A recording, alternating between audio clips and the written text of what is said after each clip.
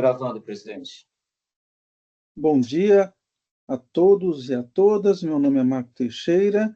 Estamos iniciando hoje a sessão do dia 17 de abril de 2025 da 5ª Câmara Julgadora do Tribunal de Impostos e Taxas da Secretaria da Fazenda. Eu cumprimento meus colegas juízes, doutora Sulamita, doutor Luiz, doutor Ramon. Também cumprimento a representante fiscal, doutora Aline. Também cumprimento os ilustres patronos presentes, cumprimento o nosso apoio técnico, Oswaldo, e vamos iniciar com o primeiro processo, é o AIN, processo 5049-435, Teréus Açúcar e Energia Brasil S.A. A relatora, a doutora Sulamita, e a patrona, que é a doutora Lígia. Bom dia, doutora Lígia. Bom dia, senhor presidente. Bom dia a todos. A senhora dispensa a leitura do relatório? Certamente, senhor. Então, eu passo a palavra para a relatora, a doutora Sulamita. Obrigada, presidente. Vou passar a leitura aqui do relato da infração. O contribuinte acima identificado, enquadrado no regime periódico de apuração de ICMS-RPA, deixou de pagar o ICMS devido no valor de, no período de agosto de 2019 a novembro de 2021, conforme demonstrativo anexo, em razão de ter sido indicada a operação de remessa para a formação de lote para exportação, sem que tenha sido realizado decorrido o prazo previsto na legislação aplicável para a saída do produto, conforme se comprova pelo relatório circunstanciado e pelas cópias dos documentos juntados. Trata-se de operações de remessa de mercadorias, açúcar e etanol, para a formação de lote para posterior exportação. Contudo, a efetivação da exportação ocorreu após decorrido o prazo de 90 dias, remessas ocorridas até 30/11/2021, ou 180 dias, remessas ocorridas após 1/12/2021. Portanto, considerando que o contribuinte não efetuou o recolhimento do imposto devido em conformidade com o disposto no artigo 445 do RICMES, foi procedida a lavatura do presente item do auto de infração. O valor total das operações no valor de tanto. Esse é o relatório, presidente. Obrigado. Passo a palavra da doutora Lígia. Doutora Lígia, a senhora tem 15 minutos. Obrigada, senhor presidente. Serei bastante breve, até em razão do histórico do processo que a doutora Sulamita acaba de relatar. Falo pela Teréus, usina de açúcar e álcool e energia, exportadora de açúcar e etanol, tradicionalmente produzidos nesse estado. Senhores, nós estamos diante de um conjunto de 6. Essa empresa vem sendo, nos últimos 15 meses, autuada por ter feito exportações destes produtos. Este fato das exportações é incontroverso. Nem mesmo o fiscal, neste lançamento de ofício, deixa de reconhecer que a operação de comércio exterior efetivamente aconteceu. Então, senhores, nós estamos diante de um entendimento fiscal que tenta desqualificar a natureza da operação de exportação por conta do prazo regulamentar, antes de 90 dias e depois fixado em 180 dias. Nós sabemos da importância do instrumento de controle fiscal dessas operações, quando são operações de exportação indireta. Mas este prazo regulamentar, senhores, não pode, de forma alguma, desnaturar a efetiva saída do produto nacional para o mercado externo. Nós estamos há 35 anos da Constituição de 88, que consagra a imunidade constitucional, e ainda nos deparamos com ações fiscais desta natureza. Eu faço um apelo, estou aqui pela recorrida.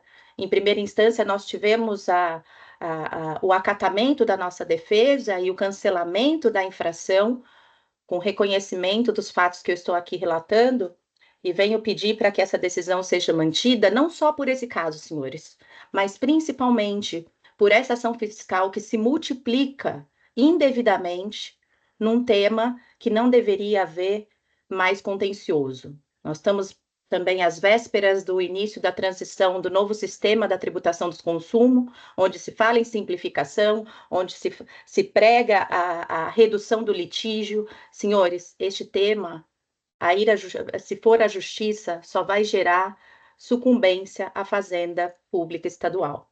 É o que temos visto, inclusive, em outros temas já pacificados, como o ICMS na transferência de estabelecimentos, é o que tem acontecido também em casos de exportações comprovadamente realizadas.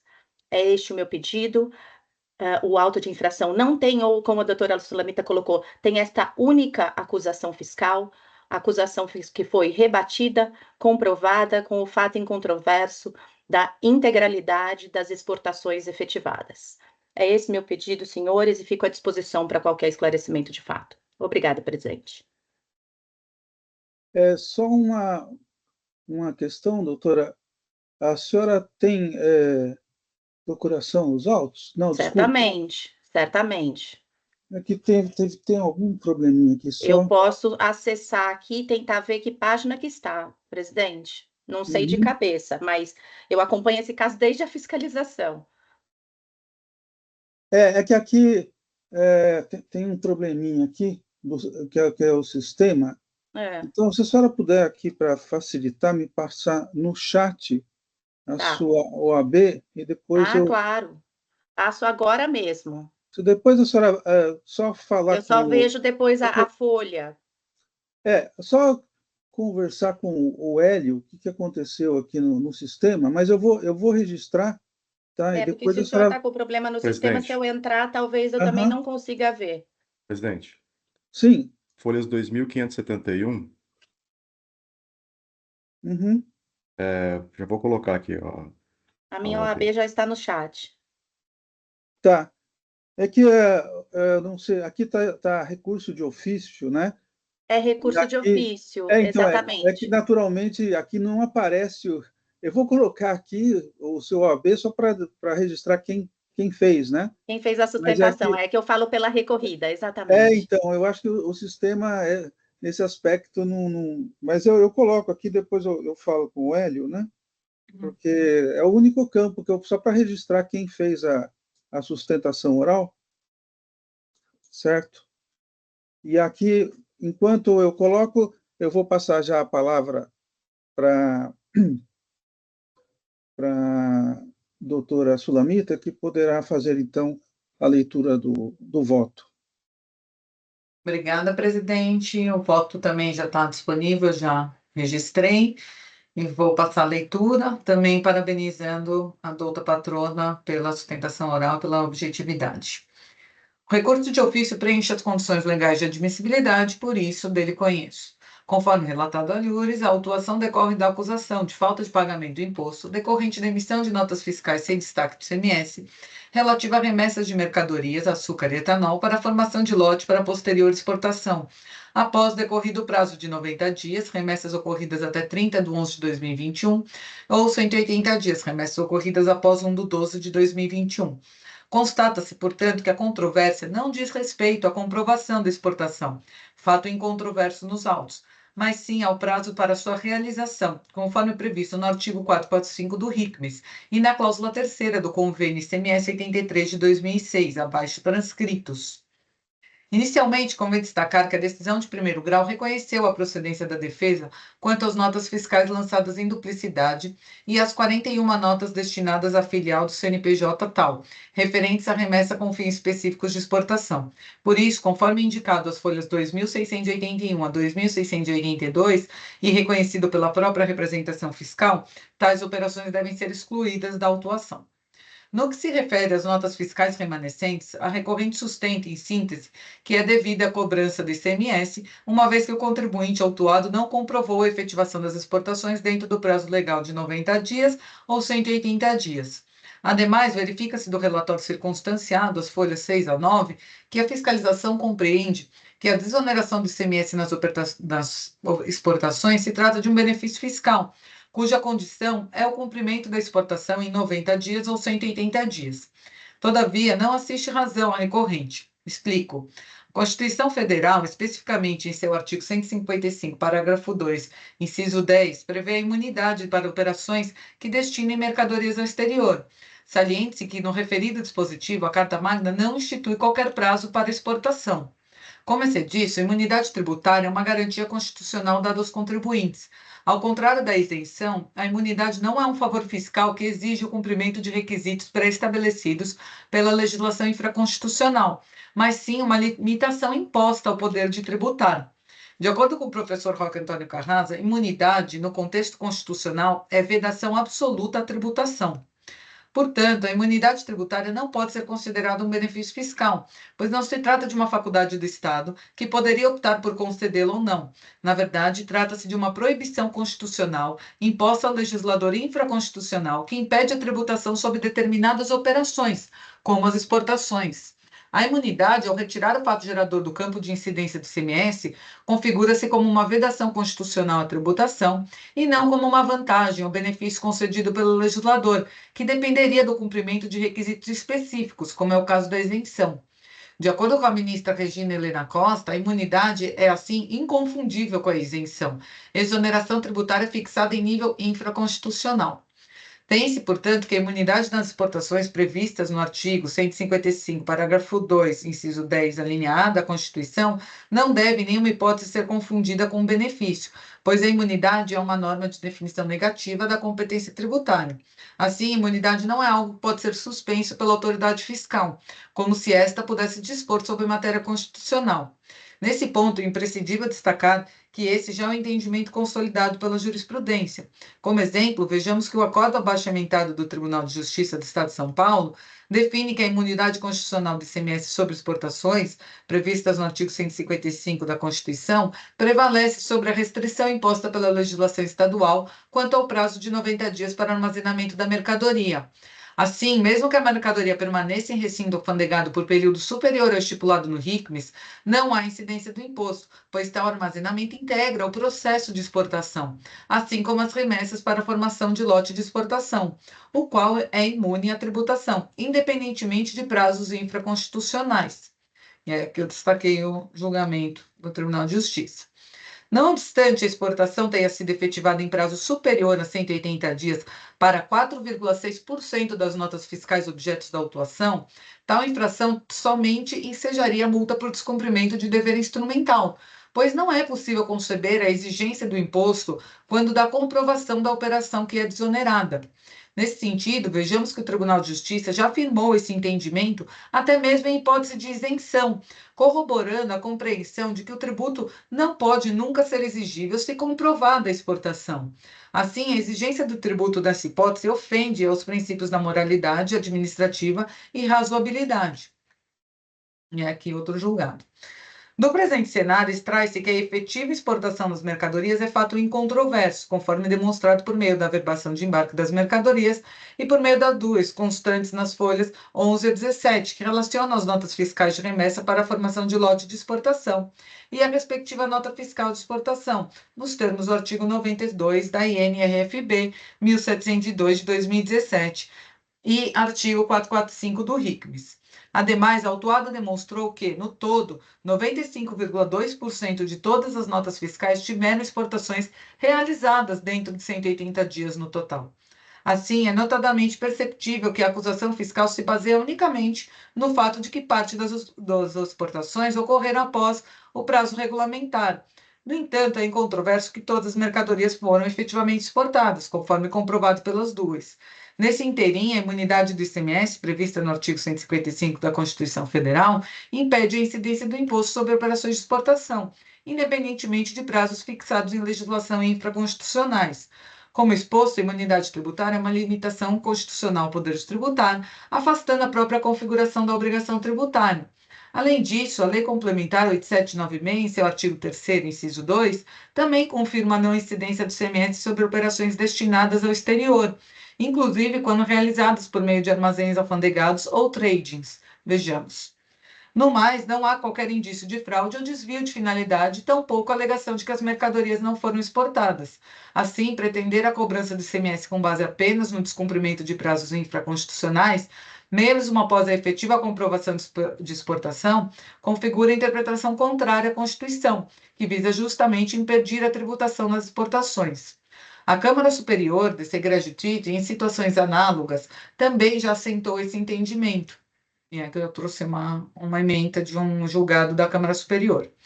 Por fim, transcrevo a ementa abaixo de caso julgado recentemente por essa colenda Câmara, de minha relatoria, cujos documentos que comprovavam a exportação foram aptos a afastar a exigência fiscal, mesmo tendo sido extrapolado, e muito, o prazo regulamentar paulista àquela feita. Dessa forma, diante de todo exposto e da efetiva comprovação da exportação, que é a hipótese de imunidade constitucionalmente prevista e não de benefício fiscal concedido pela legislação infraconstitucional, voto no sentido de negar provimento ao recurso de ofício da Fazenda Estadual, para que se mantenha a decisão de primeiro grau inalterada, com o respectivo cancelamento do crédito tributário lançado no AIM. Pelo exposto, conheço do recurso de ofício e a ele nego provimento para manter a decisão de primeira instância inalterada e julgar integralmente improcedente o AIM referência. É como voto e respeitosamente submeto aos meus pares. Eu parabenizo o voto bem detalhado da relatora, que trouxe vasta jurisprudência, e coloco o processo em discussão.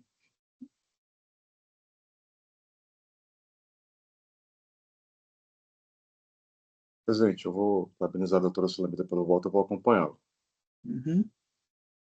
Também vou acompanhar, parabéns pelo voto bem detalhado. Uhum. Ok. Eu também vou acompanhar, então estou encerrando os debates.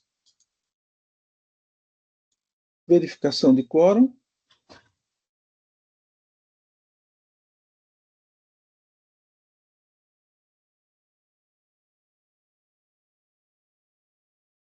Votação iniciada.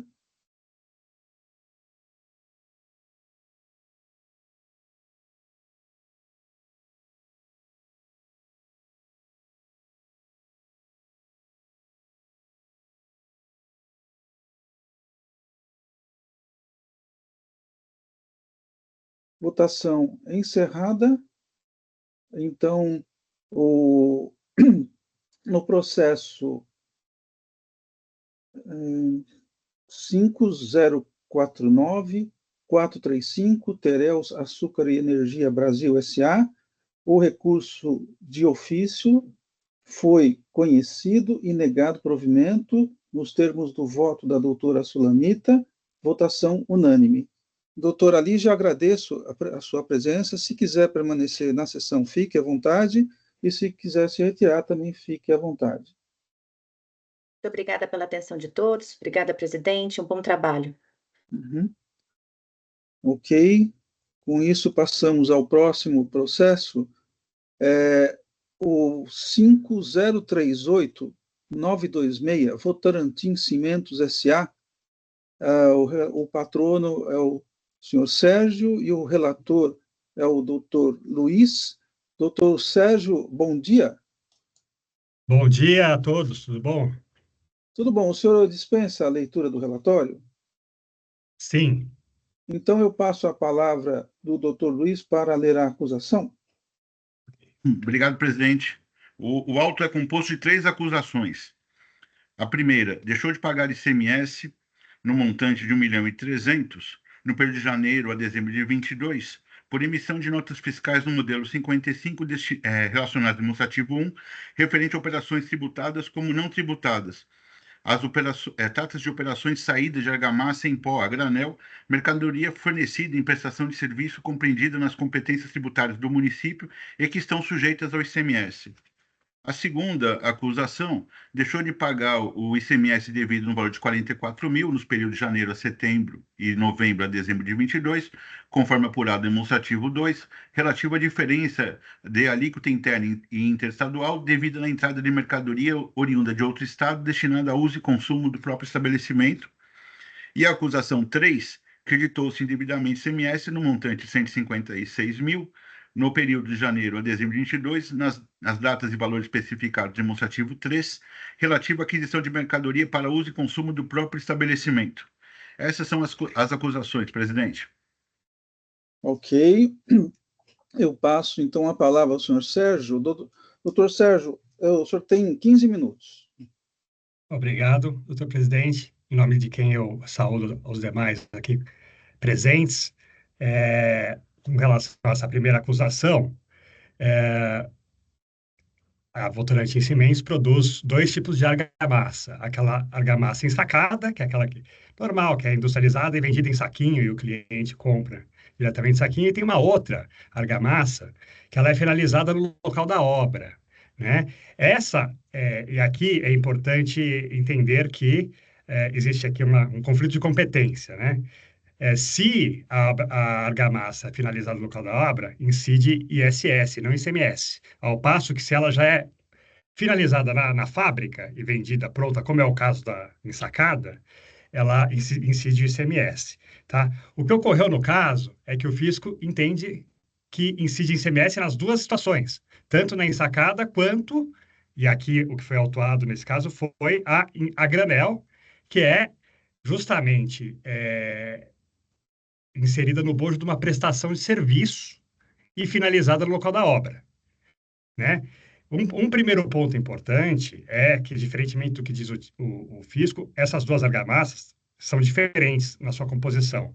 Tanto a argamassa, a granel, ela tem outro tipo de densidade, outro tipo de retenção de água, quando comparada à argamassa ensacada, certo? Mas mais importante que isso é o fato de que a argamassa, a granel, ela é contratada pelo cliente, pelo tomador de serviço, a partir de uma série de peculiaridades que variam de caso a caso, né? Então, assim, não é a mesma argamassa, a granel, que vai para todos os clientes, né? A composição muda, a forma como ela é produzida muda, a argamassa que vai para a construção do hospital não é a mesma que vai para uma escola. Cada cliente customiza esse serviço a partir do que ele precisa, né? E não só a questão da argamassa é distinta, como também a questão dos equipamentos envolvidos. A recorrente, ela oferece todos os equipamentos no local da obra, leva para que seja viável essa prestação de serviço. Diversos equipamentos, como bloco pneumático, compressor, misturador e os silos, né? Onde essa argamassa é armazenada. Esses silos também são diferentes, os equipamentos são diferentes. O silo pode ser duplo, pode ser simples, pode ser com dupla compressão, com compressão simples. Ou seja, há uma série de particularidades. Isso fica bem claro no boletim de ensaio apresentado, que mostra a distinção de composição entre as argamassa ensacada e argamassa em granel. As anotações de responsabilidade técnica que vão dizer aí a questão dos equipamentos, que também variam em quantidades, como comprovado nos autos, tem prestação de serviço em que é contratado uma quantidade de silos e na outra uma quantidade diferente, de diferentes silos, e aí isso tudo é feito no local da obra e finalizado, a última etapa aí é a mistura com a água. O fisco negligencia todo esse contexto para dizer que a diferença da ensacada para a granel é que a água é colocada lá no local, não é simplesmente por água, tem toda essas nuances aí que diferenciam, inclusive, cada prestação de serviço, cada aplicação, cada dosagem é diferente, a partir do que o cliente quer. É o cliente, tomador de serviço, que vai indicar a quantidade de equipamentos, o modelo dos equipamentos, o silo e tal, a produtividade, o grau de vazão, a capacidade de bombeamento, que é o alcance aí da argamassa, via mangueira na sua obra, e ele que vai indicar a dosagem, ele que vai, no fim, assim, e isso vai impactar na durabilidade, na consistência, no grau de ressonância, que tem que ser diferente a partir de cada obra. Ou seja, não há dúvida que aqui é uma legítima prestação de serviço, com a finalização da argamassa no local da obra, e que seja, portanto, a incidência de ISS, não ICMS, né? Não dá para tratar todas essas características como sendo equivalentes ao da argamassa ensacada que se compra e o cliente leva embora um saco para casa. Então, assim, está bem clara essa distinção, inclusive, há aqui que se fazer uma analogia que é bastante pertinente com a questão do concreto. O concreto que é produzido lá na betoneira tal, e aplicado na obra, a súmula do STJ dizendo que incide ISS e não ICMS, e há diversas decisões do STJ que equiparam essa questão da argamassa aplicada no local da obra com o concreto, e há também diversas decisões desse TIT que acolhem aqui a pretensão da recorrente. Eu vou citar aqui uma de 2020, a de infração 4027.464, que fala que o preparo e fornecimento da argamassa para a construção civil, por constituir um serviço de mesma natureza de elaboração do concreto, caracteriza como fato gerador do ISS, sendo indevida a incidência do ICMS. Há também decisões mais antigas que falam que não incide ICMS sobre o preparo e fornecimento de argamassa para a construção civil, serviço o qual a similaridade da elaboração de concreto seja incidência apenas de ISS. Aqui eu estou falando de um recurso da infração 31395521 de 2011, portanto, há tempo que esse TIT já reconhece aqui que o que se trata, que o que a gente tem aqui em análise é uma prestação de serviço, não pode incidir ICMS. Então, deve ser afastado dessa primeira infração. A segunda infração diz respeito ao DIFAL, na aquisição de mercadorias atribuídas como sendo de uso e consumo, só que o STF já determinou aí que a necessidade de lei complementar para viabilizar a incidência desse DIFAL, né, no que tange ao uso e consumo, veio a edição da Lei Complementar 190/22, que ela trata de uso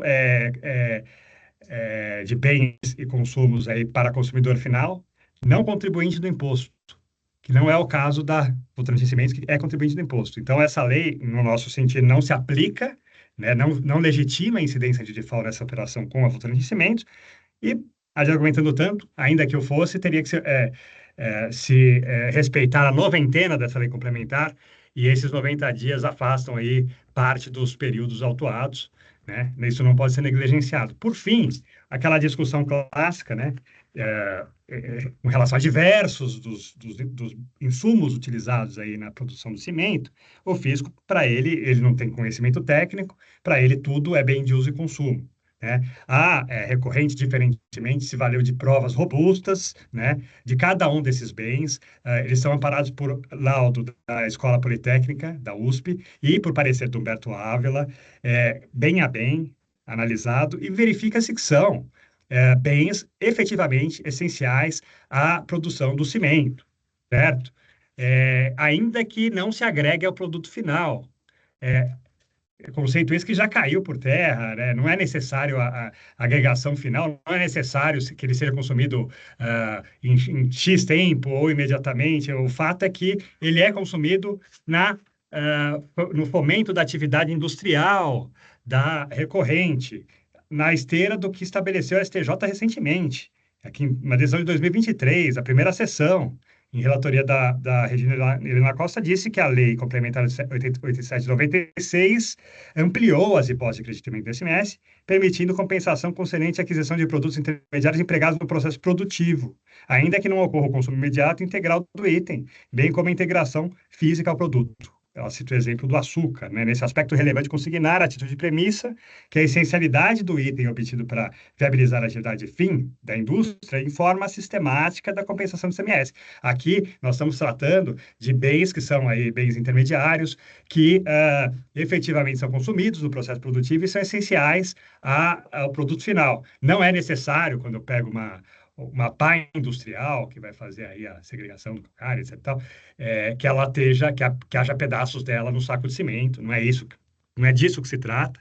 O importante é que esses bens todos aí, e a gente faz a individualização deles no recurso, na impugnação, eles efetivamente são utilizados nesse processo produtivo de forma essencial, né?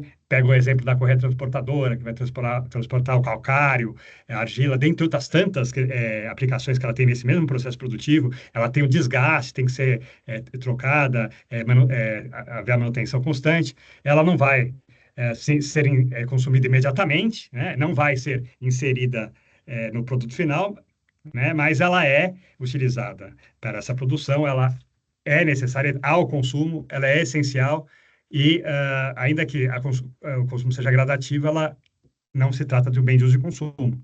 Bem de uso e consumo é aquele que não está atrelado da atividade industrial, né?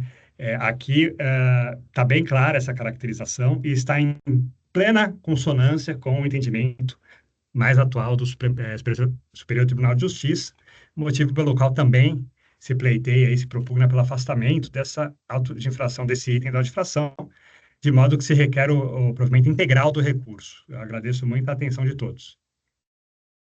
Obrigado. E passo a palavra ao Dr. Luiz para que pronuncie o voto.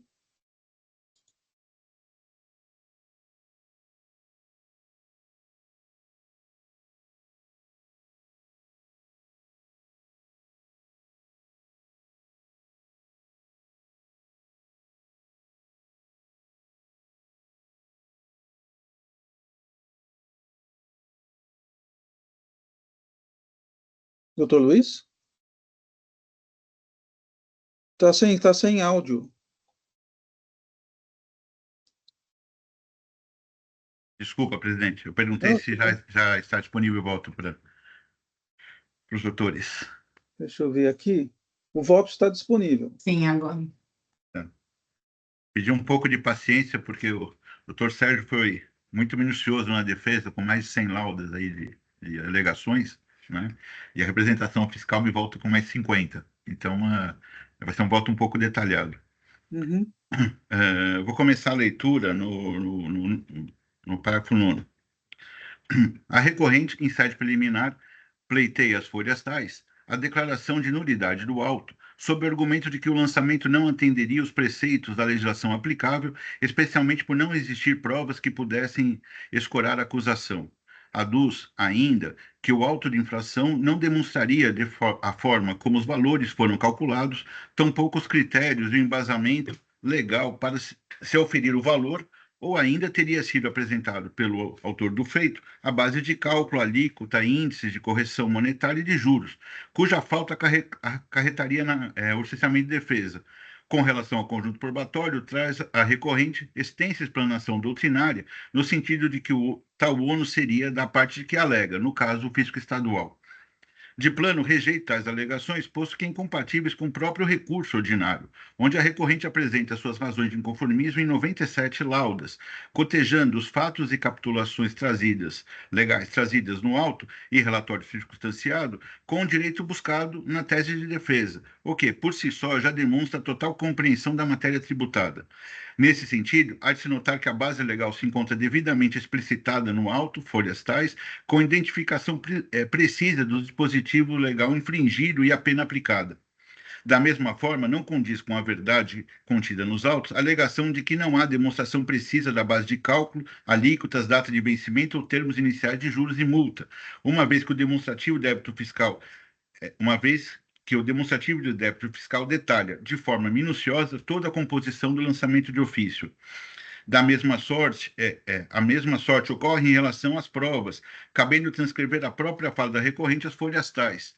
É quando ela vai transcrever o auto, né? Aí eu transcrevo. Como se observa, de um lado, o agente de rendas apresentou extenso conjunto probatório para fundamentar suas conclusões, no sentido de ter havido infringência às normas legais por ele apontadas, e de outra, a recorrente apresenta argumentos genéricos, sem apontar qualquer vício produzido pela obtenção dessas provas, ou qualquer outra para justificar seu inconformismo, ou que impõe o afastamento por completo de suas alegações. No meu sentir, para que essa preliminar tenha aderência, seria necessário que o recorrente demonstrasse, de forma clara e objetiva, qual seria a acusação que, supostamente, estaria em descompasso com a legislação sobre os aspectos formais, eis que ventilado o argumento em sede preliminar. Como se observa, sequer houve efetiva demonstração argumentativa do direito buscado, razão pela qual entendo que a decisão de piso está muito bem fundamentada, bem como a impugnação aqui lançada é genérica e acadêmica. De qualquer forma, examinando os autos, concluo que não há qualquer nulidade na constituição do crédito tributário, uma vez que, seguido rigorosamente as previsões disciplinadas no CTN, Lei 63479 e Regulamento de CMS, tendo sido oportunizado a recorrente o livre exercício do contraditório e ampla defesa, com a possibilidade de apresentação de provas, inclusive antes da lavratura do auto. Logo, pode-se facilmente extrair do auto a matéria tributária, inclusive no que se refere à valorização qualitativa e quantitativa da situação fática que determinou a acusação e a incidência tributária, com informações precisas, minuciosas e suficientes para compreender a natureza e circunstância motivadora de cada uma das infrações que foram imputadas, com indicação dos dispositivos capitulados pela fiscalização como violados pelo recorrente, os quais guardam total nexo e coerência com a acusação. Assim, vencida a preliminar, passa-se ao exame de mérito. A recorrente expõe entre as folhas tais sua tese de defesa com relação ao item 1 do auto, buscando, basicamente, no sentido de que a operação de saída de argamassa em pó a granel deveria estar sujeita apenas ao ISS, afastando a incidência do ICM.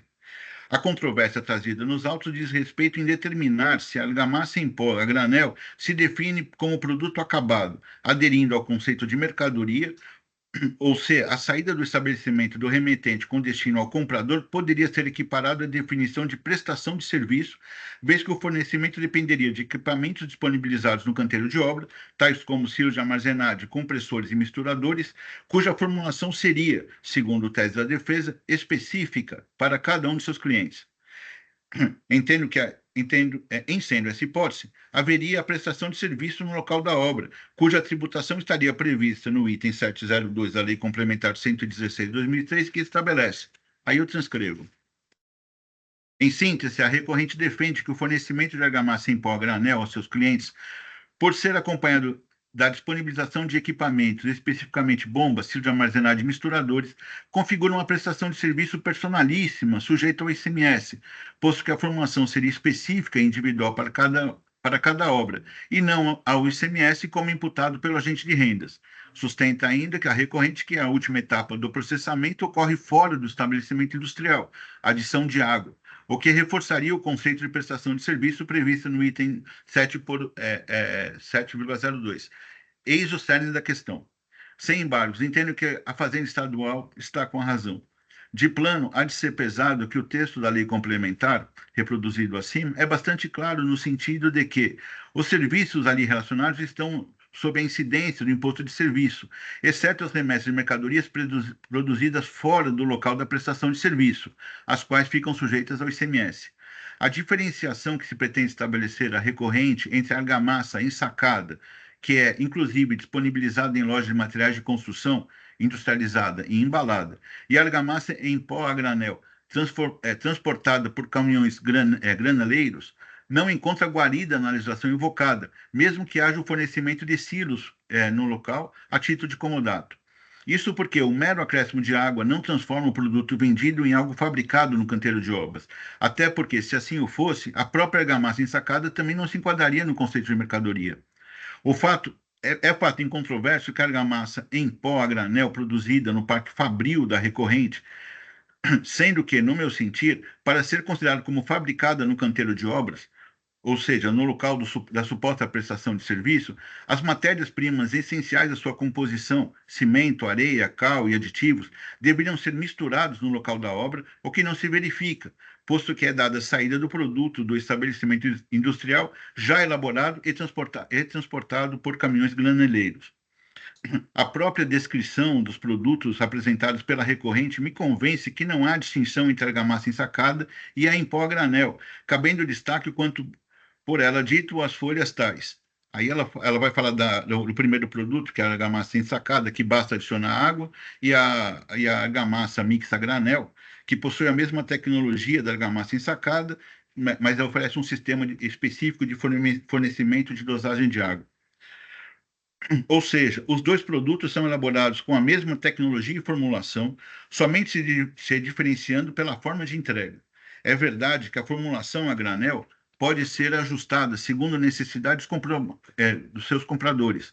Porém, a sua produção, produto seco, se dá no mesmo local, parque industrial, utilizando idêntica tecnologia e insumos. Oportuno transcrever o parágrafo 22 da decisão de piso, onde é reproduzida informações da própria recorrente. Aí ela vai dizer que, com um sistema inovador de formulações ideias para cada fase da construção, a Votorantim oferece duas soluções para a entrega da argamassa industrializada em sua obra. Aí ela vai citar a argamassa ensacada e a argamassa a granel. Também não se pode desprezar a resposta da recorrente à notificação tal, onde foi por ela descrito o processo de produção de argamassa em seu parque fabril, Verbes. Aí ele vai colocar todos os passos da britagem do calcário, como é que é feita a produção da argamassa. A descrição do processo industrial até o carregamento dos caminhões graneleiros afasta, inclusive, a alegação da recorrente às folhas tais, no sentido de que a mercadoria não sai 100% pronta do estabelecimento da empresa, uma vez que a simples adição de água no canteiro de obras não altera a natureza do produto. Esse contexto me convence a afastar os... Esse contexto me convence se tratar de produtos industrializados no momento da saída do estabelecimento do recorrente, estando, portanto, sujeito ao ICMS. Afasto também a equiparação pretendida pela recorrente, no sentido que a tributação deveria ser enquadrada como concreto ou argamassa que chega à obra por betoneira. Isto porque tais produtos são produzidos misturados no próprio caminhão betoneira, sendo entregues já preparados, úmidos, estabilizados e altamente perecíveis, tendo que ser imediatamente aplicados sob pena de perda irreversível, descarte. Por outro lado, o produto em questão nesses autos, além de ser fornecido em pó, pode ser armazenado por até 6 meses, conforme explicações da própria recorrente, podendo ser acomodado em silos de armazenagem no canteiro de obras. Apesar desse julgador não estar vinculado às jurisprudências judiciais, cumpre esclarecer que foram examinados os julgados colacionados pela recorrente às folhas tais, que tratam de equiparação de concreto usinado com o fornecimento de argamassa. Acessando os respectivos processos, foi possível constatar que aqueles precedentes tratam de argamassa entregue por caminhões betoneira, ou seja, úmidos, próprios para consumo imediato, não tendo qualquer relação com a argamassa em pó a granel, que pode ser acomodada no canteiro de obras por longo período. Ademais, o recorrente alega que o julgador singular se equivocou a dar importância à água, enquanto a matéria-prima para sustentar essa mistura ocorreria na fábrica, quando, no seu entender, a finalização se daria no local da obra, onde é adicionada a água. Isso porque a decisão de piso deixa claro que a mera adição de água não altera a natureza da saída do produto industrializado. Esse julgador examinou os boletins de ensaio das argamassas, folhas tais, o que fez com certa reserva, já que o documento parece ter sido modificado por meio da exclusão do campo de observações. De qualquer forma, assumindo que tal hipótese não tenha ocorrido, tal prova apenas demonstra a diferença de desempenho no que tange densidade, retenção de água, resistência à tração e compressão, não havendo qualquer demonstrativo que me convencesse se tratar de produtos totalmente distintos, com características evidentemente divergentes. Logo, o simples fato de que o produto em pó a granel conferir maior produtividade à obra ou reduzir resíduos gerados, quando comparados àquelas fornecidas de forma ensacada, não altera a conclusão de que ambos produtos estão industrializados no momento da saída do estabelecimento da recorrente. Por fim, observo que os registros obtidos pelo julgador tributário nos sites da Leroy Merlin e da Obra Max, onde foi extraída a composição das argamassas, apenas contextualizaram o julgamento, porém sem maiores influências, uma vez que não esteve em debate a formulação do produto, mas a definição do momento da industrialização propriamente dito. Ou seja, o julgador singular apenas verificou que a sua composição para o uso, assentar tijolo, piso, entre outros, a argamassa dependeria de 4 elementos, a saber, mistura de cimento, cal, areia e água, ou seja, os mesmos insumos ditos pela recorrente. Pelas razões acima, entendo que a mercadoria é produzida no parque industrial da recorrente, não existindo, no meu sentir, qualquer conflito de competência entre o ISS e ICM, como pretende imprimir a recorrente, razão pela qual há de ser mantido o item 1 do auto, restando ratificados todos os termos da decisão de piso sobre a matéria. Em tempo, considerando que a recorrente apresentou extensa defesa, cumpre registrar que impera no nosso ordenamento jurídico o princípio do livre convencimento, obrigando o julgador a prolatar decisão fundamentada sem a necessidade de enfrentar todos os argumentos manejados pela parte quando já formado seu convencimento. Melhor sorte não tem a recorrente no que se refere ao item 2 do auto, que trata do diferencial de alíquota do imposto nas operações interestaduais de aquisição de mercadoria destinada a uso e consumo do próprio estabelecimento. Isso porque partiu a recorrente de premissa equivocada. Explica-se. A recorrente se insurge contra a cobrança do DIFAL sobre mercadorias destinadas a uso e consumo, sob o argumento de que não havia lei complementar que autorizasse o lançamento. Sustenta ainda que tal cobrança, caso admitida, teria que respeitar o princípio da anterioridade nonagesimal, aplicável a partir da edição da Lei Complementar 190/22, que trata, na verdade, das operações interestaduais de mercadoria envolvendo o consumidor final. Importante conceitualizar que a acusação foi pautada sobre operação escriturada sobre o CFOP 2101, tendo a fiscalização considerado se tratar de aquisição interestadual de material de uso e consumo do próprio estabelecimento. Nessa linha, o item 2 foi formado com base no artigo 117 do regulamento, que preceitua o pagamento do imposto por meio de escrituração no livro de apuração em caso de entrada de mercadoria oriunda de outro estado, destinada a uso e consumo, sendo aplicada a alíquota interna superior à interestadual. Cabe rememorar que o DIFAL não contribuinte foi introduzido pela Lei Complementar 87 de 2015, o que ocasionou grandes embates judiciais entre os estados contribuintes, culminando na edição da Lei Complementar 190/22. Considerando que não é essa hipótese dos autos de DIFAL não contribuinte, este julgador não irá se estender sobre o tema. Retornando aos limites dos autos, há de ser esclarecido que o autor do feito tipificou a cobrança do DIFAL contribuintes, previsto no artigo 117 do regulamento, pesando os efeitos gerados a partir da edição da Lei 14.470/21, restando claro que tal norma não instituiu o DIFAL contribuintes, mas apenas alterou a forma de calcular o valor do tributo. Tendo em vista que houve majoração do tributo em observância do princípio da notoriedade anual e nonagesimal, os efeitos da nova regra passou a viger a partir de 14/3/22, o que foi, inclusive, considerado pelo agente de rendas. É possível constatar do relatório circunstanciado, folhas tais, que a nova sistemática do DIFAL contribuintes foi aplicada a partir de 14/3, sendo que, para as ocorrências de padeadores pretéritos, o autor do feito deu eficácia à regra antiga, ou seja, o artigo 117 do regulamento. Eis o único efeito aplicável em decorrência dos princípios da anterioridade nonagesimal, restando afastados os argumentos da recorrente. Nesse sentido, é oportuno transcrever os parágrafos tais da decisão de piso, que demonstram a adequada aplicação da norma tributária. Aí eu vou transcrever os parágrafos mencionados. De tal sorte, constata-se que os argumentos lançados pela recorrente não estão embasados nos efeitos jurídicos e discussão que recai sobre o DIFAL não contribuinte, enquanto a lavratura do auto não deixa mais de dúvida que se tratou do DIFAL contribuintes, que se encontrava em pleno vigor na data da ocorrência do fato gerador, sendo inclusive impedido esse julgador de afastar a aplicação de lei válida e eficaz, conforme estabelecido no artigo 28 da lei tal. Assim, entendo que deve ser mantido o item 2. Quanto ao item 3, pretende a recorrente negar vigência ao artigo 66 do regulamento, tomando por base sua própria fala.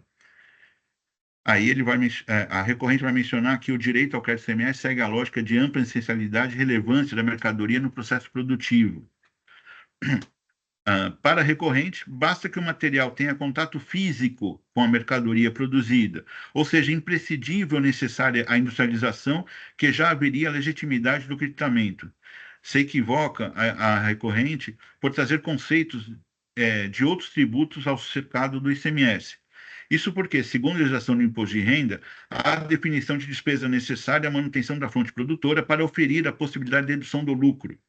Já na legislação do PIS e COFINS, estabelece o conceito de essencialidade e relevância dos gastos da produção ou fabricação de bens ou produtos destinados à venda, cujos conceitos não foram atraídos pela legislação do ICMS. Para o ICMS, o direito do creditamento está restrito à matéria-prima, materiais intermediários ou secundários e embalagens, aplicando a vedação expressa prevista no artigo 66. De fato, o entendimento dessa Câmara não é uniforme em relação à obrigatoriedade de haver integral e imediato do material. Porém, entendo que não será necessário tal debate, uma vez que os produtos, apesar de necessários à fabricação do cimento e essenciais e relevantes ao objeto social da recorrente, não integram a mercadoria produzida, mas a linha de produção, o que afasta a possibilidade de creditamento. Não posso concordar com a recorrente quando sustenta que somente a aquisição utilizada no setor administrativo da indústria não daria direito ao crédito, sendo autorizada, portanto, ao creditamento de todos os demais itens. De fato, não demanda um exame aprofundado para concluir que os materiais, anel, chapa de aço, chapa xadrez, aí são diversos materiais, não dão direito ao creditamento ICMS por se tratar de reposição de partes e peças da linha de produção do Parque Fabril, apesar de necessários ao processo de industrialização. De qualquer forma, para evitar a alegação de nulidade, passa o julgador a fundamentar aqueles produtos descritos no recurso ordinário. Assim disse a recorrente as folhas tais. Aí ela vai falar sobre os insumos refratários e correlacionados. Logo, essa classe de produtos não se enquadra no conceito de insumo por ser utilizado como material isolante de formos rotativos. Diz a recorrente as folhas tais, ela vai falar sobre concreto refratário, peça de ancoragem, etc. Todos os materiais acima são instalados na linha de produção da recorrente, destinados à manutenção ou resfriamento de fornos ou ainda separação de substratos utilizados no processo produtivo, o que afasta seu creditamento. As folhas tais buscam a recorrente o direito de creditamento de chapas de aço utilizadas nos silos de armazenagem, por desempenhar um papel crucial na produção de cimento. Tal afirmação por si só já afasta o direito de creditamento por restar evidente que sua função é destinada à instalação do parque industrial da recorrente. O mesmo conceito se aplica às correias transportadoras, folhas tais, materiais utilizados no sistema de processo de transporte, folhas tais, e as mangas e gaiolas, folhas tais, que são empregadas no sistema de filtragem de ar. As folhas tais, a recorrente lança argumentos mais genéricos, ao tratar dos produtos anel, tambor e etc., eu vou citar os produtos, que a decisão de piso, ao ferir matéria, teria dado maior valia à vida útil desses bens para afastar o creditamento de ICMS. De fato, o critério de vida útil foi enfrentado em virtude de laudo apresentado pela Universidade Federal do Paraná, parágrafos 48 da decisão. Porém, o julgador tributário já havia afastado o creditamento de ICMS no parágrafo 45, por entender que tais componentes não integram um produto final cuja posição adotam. Por essa razão, julgo que deve ser mantida a acusação contida no item 3. As folhas tais, a recorrente planteia o afastamento da multa em virtude de eventual caráter confiscatório, o que já é conhecimento da Câmara, a gente afasta por ser vedado de reconhecer a inconstitucionalidade de lei. Rejeita também a alegação de limitação de juros por falta de interesse de agir, uma vez que o auto foi lavrado em 24, abraçando períodos de apuração do ano de 22, quando já estava vigente a nova redação do artigo tal, ou seja, já há tal limitação representando ponto incontroverso. Por fim, observe que apenas no pedido houve protesto de relevação ou redução de multa, da seguinte forma. Aí eu transcrevo. Sem embargos, tal requerimento deve ser rejeitado, seja porque não demonstrado pela recorrente o preenchimento dos requisitos objetivos ou subjetivos, seja porque o auto trata de hipótese de falta de pagamento do tributo, cabendo transcrever o próprio normativo apontado pela recorrente que vede sua aplicação. Aí eu transcrevo. Assim também rejeito esse requerimento. Diante do exposto, conheço o recurso ordinário e nego o provimento, mantendo rígido todos os lançamentos, ratificando a decisão de piso. E assim que voto, presidente, submeto aos meus pares. Parabenizo o voto extenso e bem fundamentado, né, necessário nesse tipo de discussão, e coloco o processo em discussão. Obrigada, presidente. Parabenizo o doutor Luiz pelo bem detalhado voto, bem extenso. Eu vou pedir vistas para dar uma analisada melhor nessa questão da argamassa, do concreto, da tese, enfim, levantada, e também desses materiais, desses produtos aí que estão em discussão se gerariam direito a crédito ou não. Ok. Mais alguém vai pedir vista?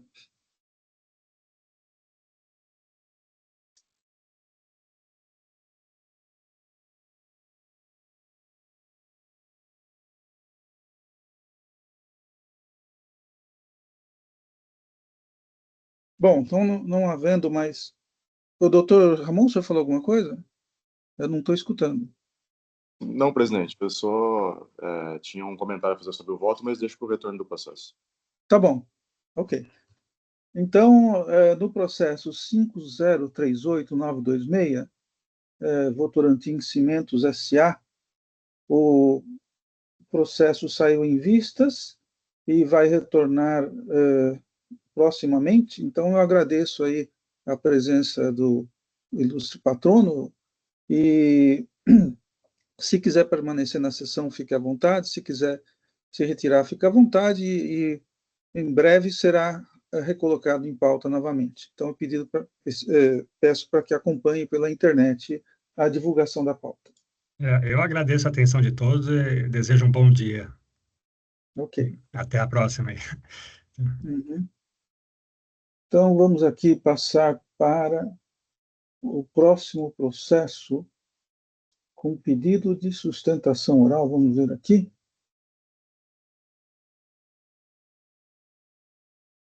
É o 084-945, Surfaçagem Riachuelo Limitada. O relator é o doutor Ramon e a patrona é a doutora Amanda Zaidan. Aqui eu já tenho o registro que já foi realizado sustentação oral, certo, doutora Amanda? Já foi sim. Então, eu vou pedir para passar a palavra para o doutor Ramon, para que leia o voto e, eventualmente, se houver algum esclarecimento de fato, a palavra lhe será concedida. Então, passo a palavra ao doutor Ramon. Obrigado, presidente. Presidente, é um auto de infração composto de duas acusações. Sinteticamente, foi um levantamento fiscal específico feito no sistema produtivo da autuada, que trabalha com surfaçagem, que é, na verdade, a transformação de blocos de resina em lentes de óculos. A fiscalização, no momento do levantamento fiscal, optou por excluir todos os CFOPs de entrada e de saída referentes a processos de industrialização. E aí chegou ao final, numa diferença de entrada, supostamente recebido sem a documentação fiscal, que ensejou, consequentemente, pelo levantamento fiscal, uma saída de mercadorias sem registro fiscal também.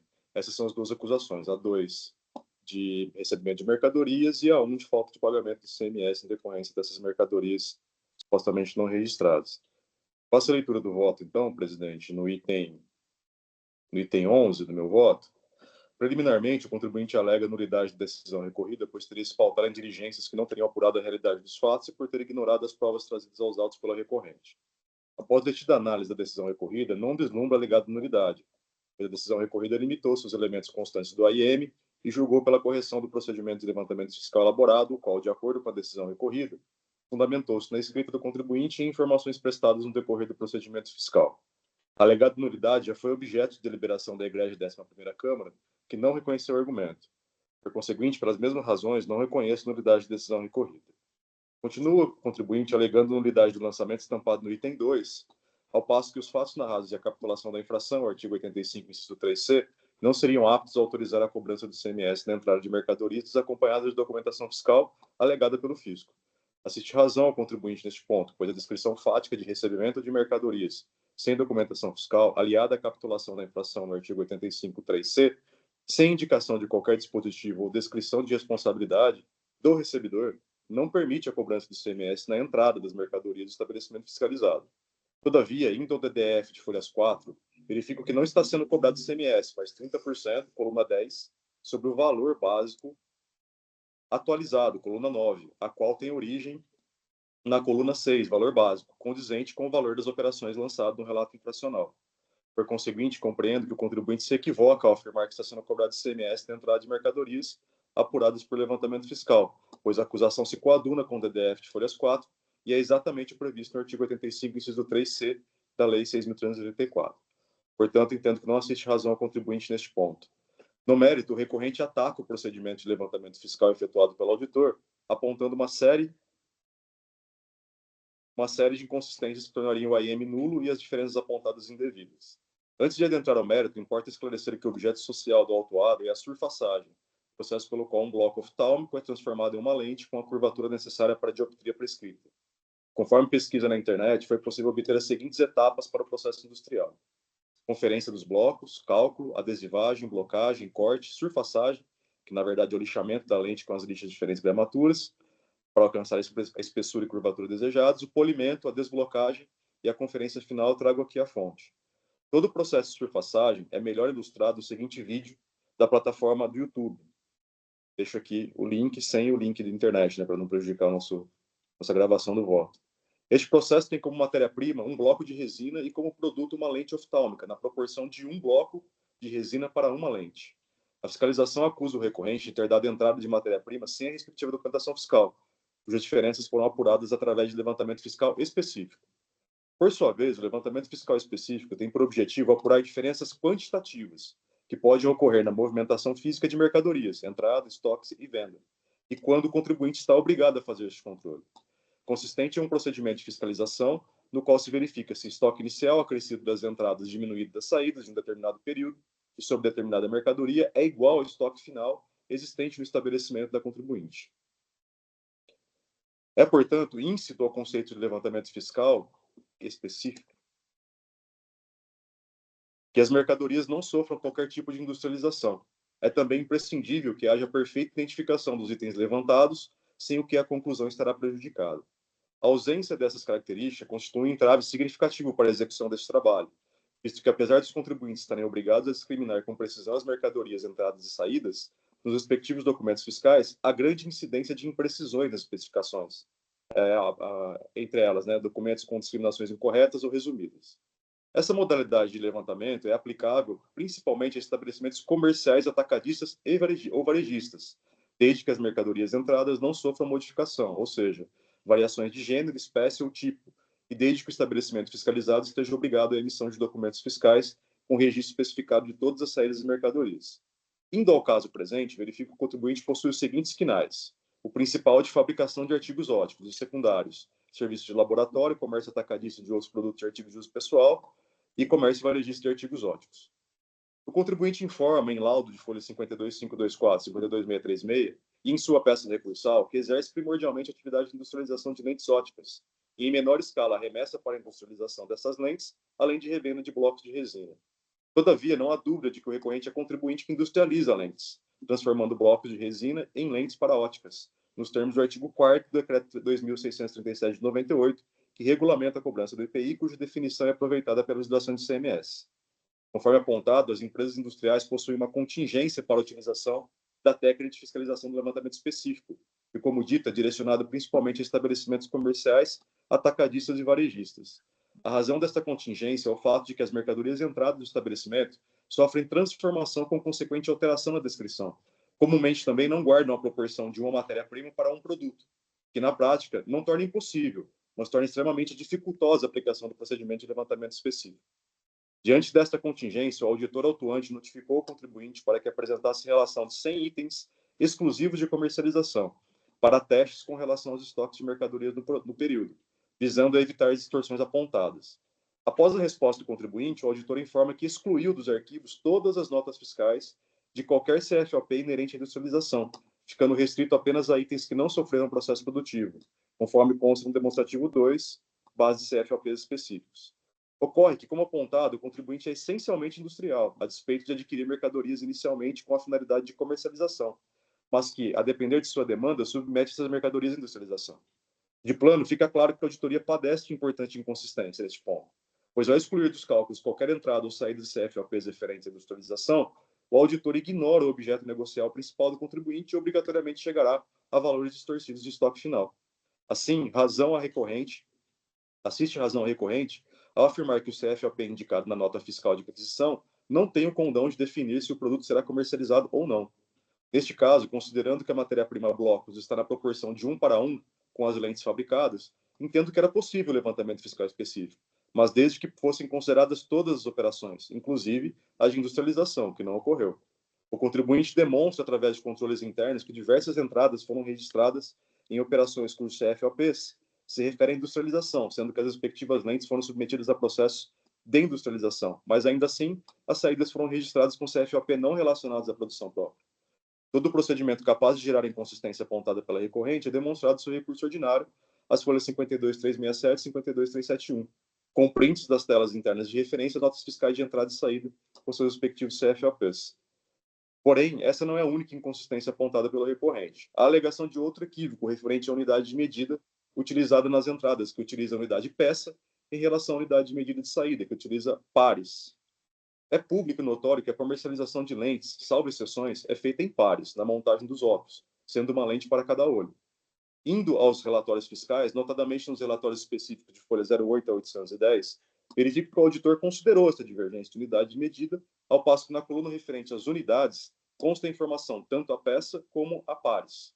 Me convenço de que essas inconsistências não foi capaz de macular o trabalho fiscal, ao verificar nas colunas de diferenças de entrada e de saída unidades fracionadas, meio, 1,5, 2,5, etc., que demonstram no meu sentir que, quanto a este ponto, o trabalho não merece reparos, o que também não interfere na base de cálculo utilizada conforme pretende o contribuinte em seu recurso. Continua o contribuinte argumentando que, referente às trocas de mercadorias, utiliza códigos totalizadores, mas que não houve omissões, pois para cada saída em devolução ao fornecedor ocorreu a entrada de um produto novo em reposição. Indo aos autos, verifico que assiste razão ao recorrente, pois, embora os CFOPs utilizados sejam 5949, outra saída de mercadoria ou prestação de serviço não especificada, as notas fiscais apontam a natureza da operação, garantia e troca de mercadoria, e guardam relação com as mercadorias anteriormente vendidas e devolvidas conforme folhas 30.292.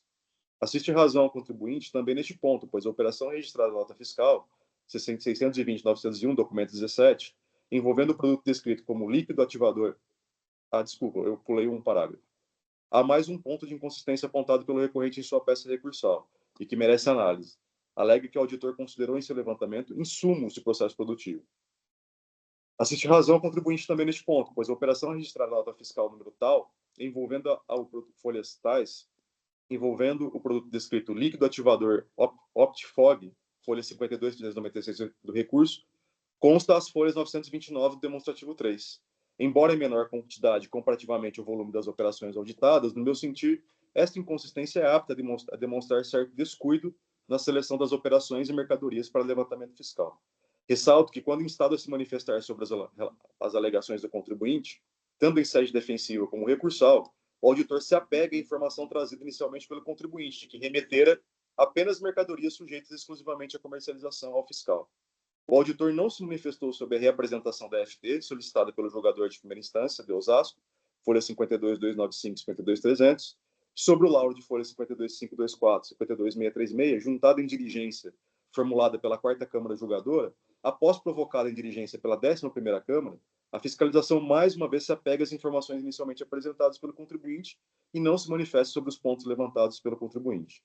Chama atenção a quantidade de unidades supostamente omitidas à fiscalização, 175.600 unidades, frente às compras apuradas e declaradas, 360.886 unidades, conforme totalização de folhas 810. Ou seja, segundo a fiscalização, mais de 30% das compras do período estariam sendo omitidas da fiscalização, o que causa estranheza diante da ausência de outros autos de infração lavrados contra o mesmo contribuinte.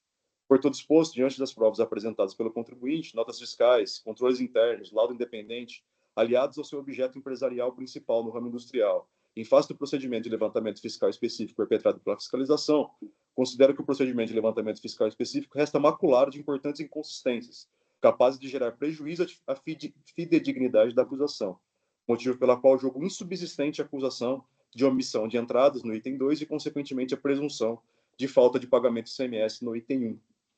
Quanto à aplicação da relevação da multa, colegas, eu estou aqui não dando aplicabilidade pela falta de pagamento, estou dando aplicabilidade à súmula 10 revisada, caso vencido no voto quanto ao cancelamento dos 2 itens de julgamento.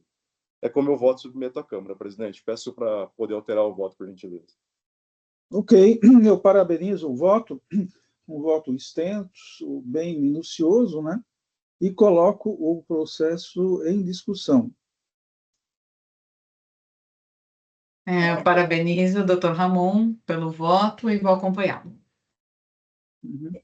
Eu parabenizo o doutor Ramon pelo voto.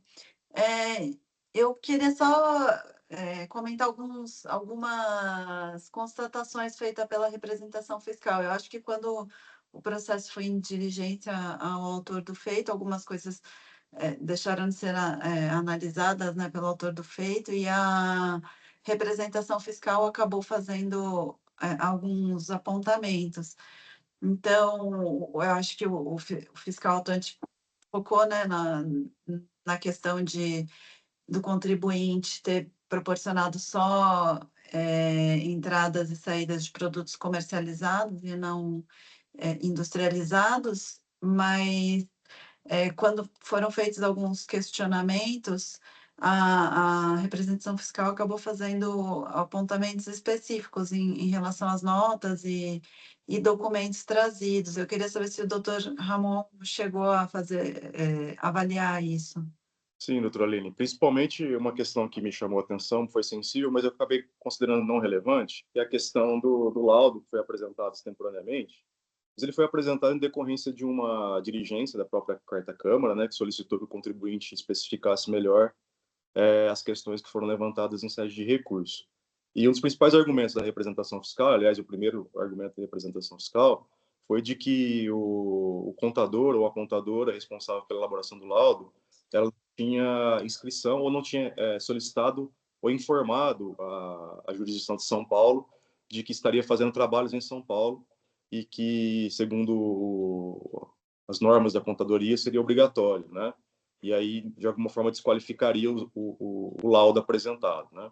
Assim, 2 pontos. Primeiro, o laudo ele não foi de todo essencial para a minha convicção, apesar de ter citado aqui, porque as mesmas informações que constam no laudo são trazidas em sede de recurso ordinário e demonstradas através de prints de telas e algumas outras situações, que, inclusive, na auditoria específica, os prints de tela ou os controles internos do contribuinte têm que ser levados em consideração.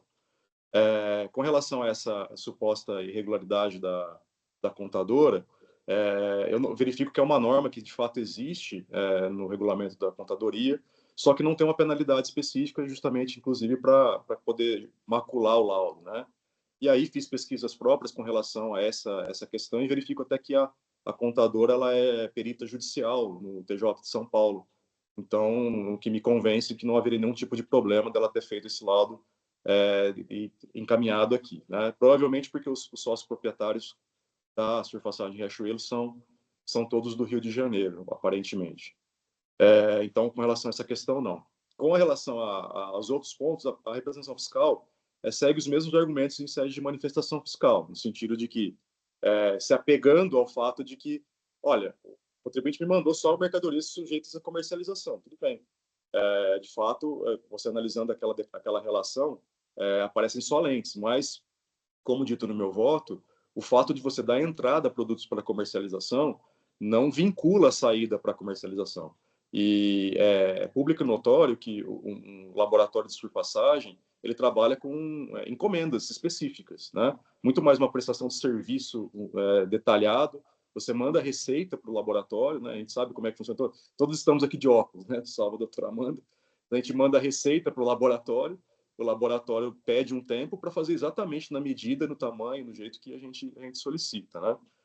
Quando a doutora, não lembro se foi a doutora Amanda que fez a sustentação, mas eu até questionei na época se a surfaçagem faria saída de blocos, quem fez a sustentação, não me recordo se a doutora Amanda disse que não, mas no recurso ordinário consta que, de fato, há um percentual ali de saída de blocos, eventualmente, uma alegação e até uma comprovação através do laudo, mas que, para mim, isso não causa prejuízo. Poderia sim, como foi bem apontado, a própria contribuinte traz ali um refazimento desses cálculos que o fiscal trouxe e apontou, de fato, ali algumas divergências, né?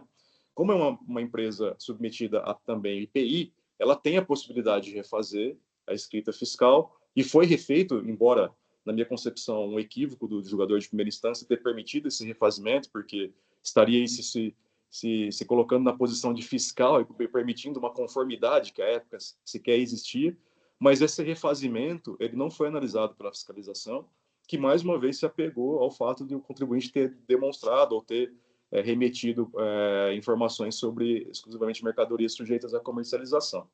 É um processo, sim, de 2016, ele foi submetido, salvo engano, a 8 diligências.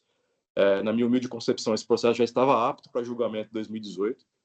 Eu até peço desculpas para a doutora Amanda, porque eu trouxe ele à relatoria em abril de 2024, e por um equívoco da minha lista de processos aqui, ele ficou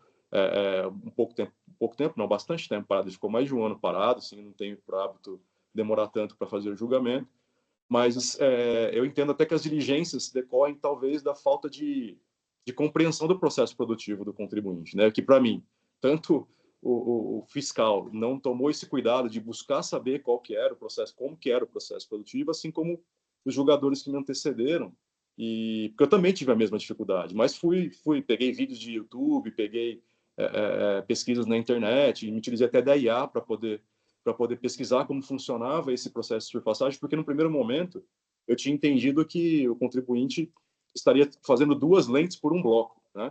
Quando traz a alegação de saídas, de que o fiscal teria errado nas saídas, né? Mas, na verdade, não. A proporção é de 1 para 1, o que até poderia possibilitar levantamento fiscal específico, desde que o fiscal considerasse todas as operações, de entrada e de saída. Que ele conseguiria, sim, fazer um levantamento fiscal específico, porque o processo produtivo ele não tem tantas etapas e tantas transformações assim, né? No vídeo aí que eu coloquei no voto, fica bem claro quais são as etapas de uma forma simplificada. Então, eu levei, sim, em consideração, doutora Aline, e fiquei, assim, num primeiro momento, bastante inseguro com relação ao meu posicionamento, que confesso que até mudei durante a leitura de todas as provas, né?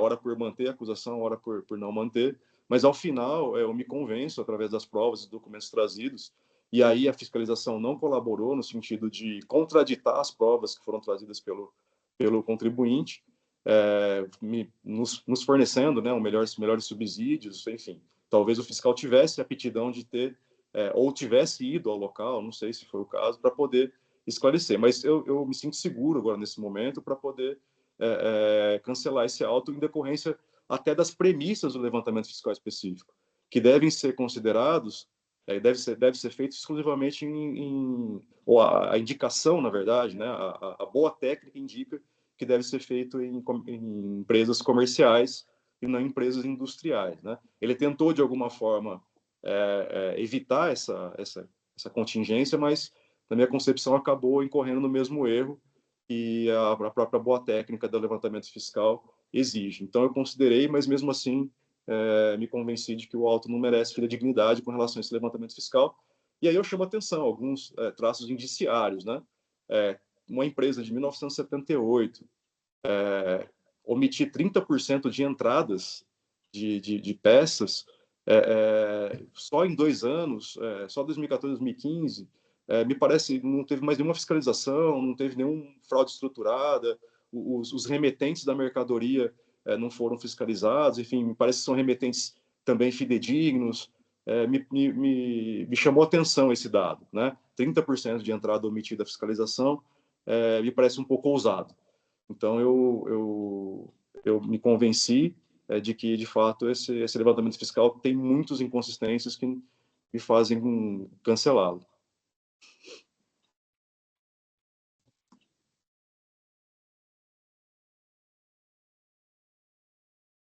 Doutora Aline, a senhora falou que a representação fiscal se manifestou e tudo mais, né?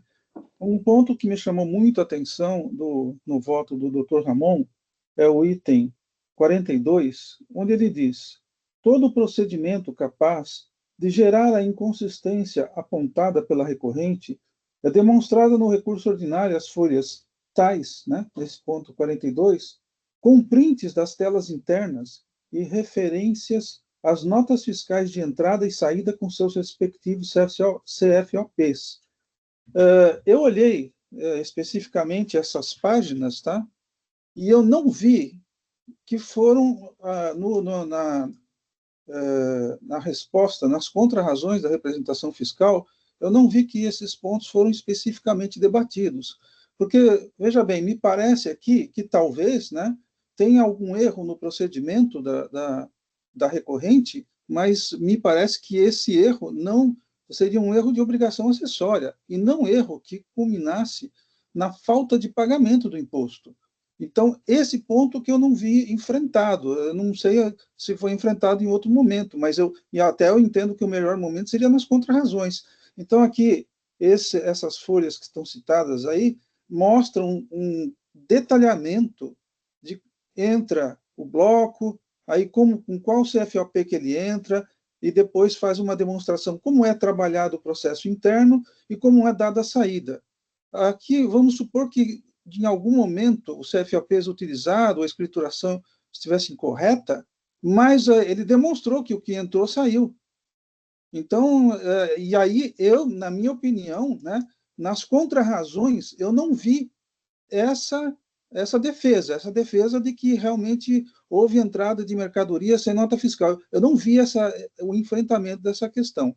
Então, por esse motivo, eu tendo a acompanhar o doutor Ramon, a não ser que me mostre aonde que foi enfrentado exatamente esses pontos, porque esse caso aqui, esse fluxo, ele está muito bem detalhado no recurso ordinário. Esse ponto específico Uhum. eu não localizei sendo enfrentado. Na verdade, assim, a análise mais detalhada foi feita não foi feita em contrarrazões, foi feita no retorno de diligência da Câmara. É nesse retorno de diligência que a representação fiscal traz todos os prints de tela e faz o cotejamento das alegações do contribuinte com as provas constantes dos autos. Mas esse ponto trazido especificamente no item 42 do voto do doutor Ramon, realmente eu não tinha localizado. É que são trazidos outros pontos, né? Conforme eu questionei o doutor Ramon, era em relação a esses outros pontos, né? Porque apesar de entrar teoricamente, né, o fiscal ter considerado só as entradas e saídas de produtos comercializados, né, que não sofreram a industrialização, o doutor Ramon falou que deveria ter sido considerado em conjunto produtos que sofreram ali a industrialização. Eu não sei se muda o CFOP na entrada e na saída, por conta disso que não foi considerado. Ele tem essa mudança, mas eles indicam o código da mercadoria na entrada com o CFOP eventualmente de comercialização, e aí os controles internos demonstram a saída com produto industrializado, com o mesmo código da mercadoria, só que com o CFOP que foi desconsiderado pela fiscalização. Ou seja, foi dada entrada à comercialização, foi computado no levantamento fiscal, mas como o fiscal excluiu todos os CFOP de industrialização, ele não foi computado como saída, ou seja, saída omitida segundo o fiscal. E aí a gente não encontra uma norma que obriga, mesmo em obrigações acessórias, presidente, o contribuinte a dar entrada para comercialização e eventualmente industrializar e dar saída de industrialização. Né? Eis porque, inclusive, o levantamento fiscal específico não é indicado para processos industriais, porque tem quando é um processo de transformação, efetivamente, com agregação de várias matérias-primas, por exemplo, tem várias fases, tem que fazer o controle das fases, do percentual de agregação, ou seja, se não é impossível, praticamente muito difícil fazer o levantamento específico. Nesses casos, se faz o levantamento econômico, o levantamento contábil. O fiscal talvez tenha pensado, olha, se eu excluir os CFOP de industrialização, eu vou conseguir eliminar essa contingência, mas ele não contou com que a possibilidade do contribuinte eventualmente industrializar, o que era evidente, porque o que é principal do contribuinte é a industrialização. Né? Então, ainda que ele tenha tido essa preocupação, o contribuinte demonstra que ocorreu essa contingência. Né? Além das questões que ele também desconsiderou operações de troca, que também dão ensejo a saídas eventualmente não tributadas, considerou em bem menor quantidade, mas ainda assim considerou insumos, né, do contribuinte na entrada e não deu sem saída tributada, enfim. Não nos cabe aqui refazer o levantamento fiscal. O próprio contribuinte, ele assume um percentual de operações ali, eventualmente por perdas, alguma questão, quem sabe que também tem, de saídas não tributadas. Né? Ele refez o levantamento que o fiscal fez, falou, olha, eu assumo aqui, salvo engano, acho que R$17 mil aqui, não pagou, né? não confessou, não pagou, mas eu assumo aqui que há uma diferença mesmo de R$17 mil. Nós estamos falando aqui de 16 milhões. Então, me parece que não merece acolhida esse levantamento fiscal específico que foi feito aqui. Em relação, voltando ao item 42, que não foi rebatido, no meu entender, nas contrarrazões ao recurso ordinário, e depois, mais tarde, como eu diria assim, en passant, se mencionou alguma coisa, mas se desqualificou completamente as prints, que a questão os prints, pode-se dizer que é uma medida, uma prova unilateral, mas acontece que os prints ajudaram na argumentação do contribuinte, que ele usava um CFLP na entrada e um outro CFLP na saída. E aí ele perguntava, por que desconsiderar? Essa é a questão objetiva e que, no meu entendimento, né, não foi rebatida.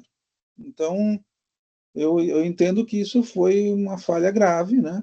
Eu não sei quantas notas, quantas operações estão envolvidas nesse ponto, e também tem o ponto da questão da troca, mas me parece que, pelo que o doutor Ramon falou, mais de 99% do AIM sofre dessas observações aqui, certo, doutor Ramon?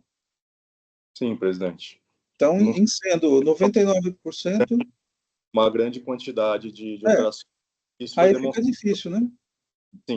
Na minha opinião. Na Então, medida por que isso... trabalhamos com uma presunção de levantamento fiscal e não de fatos objetivos e demonstrados. Só um minuto, presidente.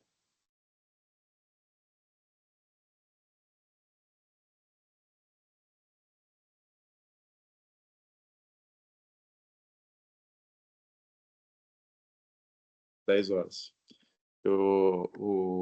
Na medida que nós estamos trabalhando com presunção, as premissas têm que ser fortes, né?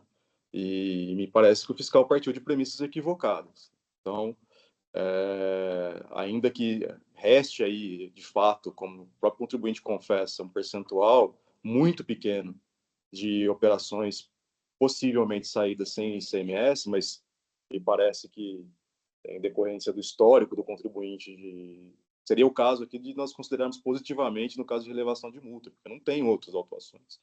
Não existem outras autuações contra o contribuinte, pelo menos não autuações contestadas. Se eventualmente houve alguma, foi paga e quitada porque nós não localizamos os processos administrativos.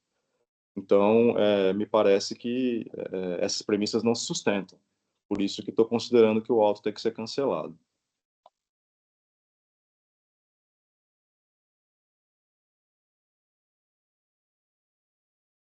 Doutor Ramon, vou acompanhar. Acho que o debate até foi bem extenso e as provas estão claras.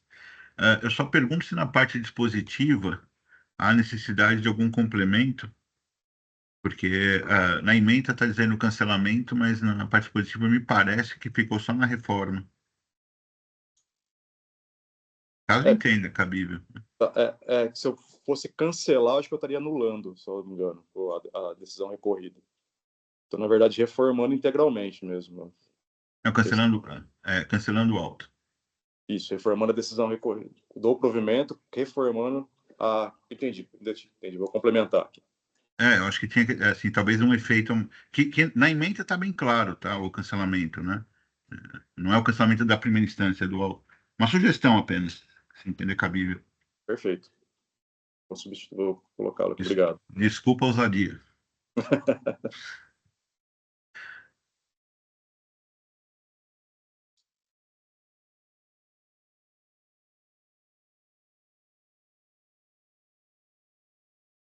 Presidente, peço para alterar novamente o voto, por favor. Tá habilitado.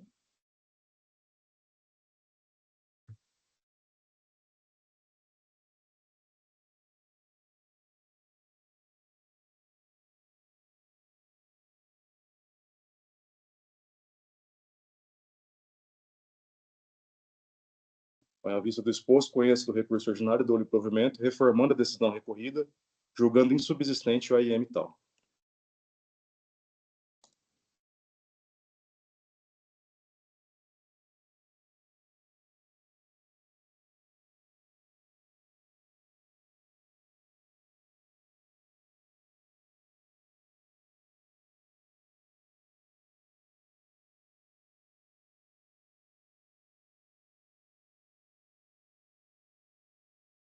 Já está gravado, presidente? Deixa eu ver aqui se ele já...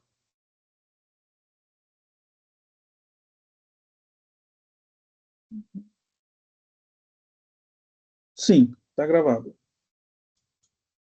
Então, podemos encerrar os debates?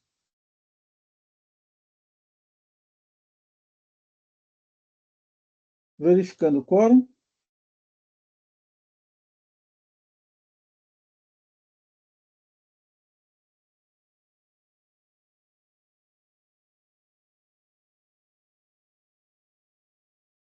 Votação iniciada.